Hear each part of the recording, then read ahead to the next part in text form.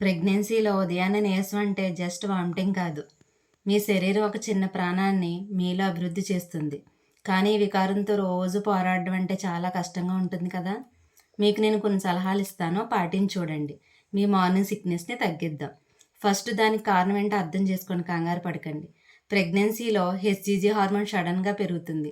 అలా పెరగడం వల్ల 6-12 వారాలు వికారం అనేది ఎక్కువగా ఉంటుంది.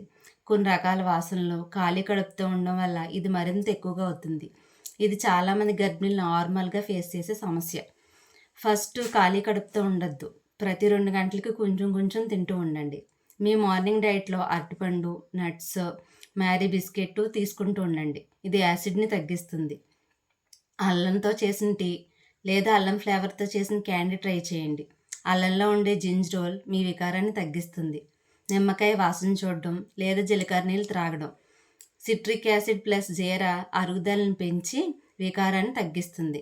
మీ మార్నింగ్ సిక్‌నెస్‌ని తగ్గించడానికి నేను చేసిన డైలీ ఫ్రీ రొటీన్ కావాలంటే వెంటనే చేయండి కామెంట్ మార్నింగ్ అని.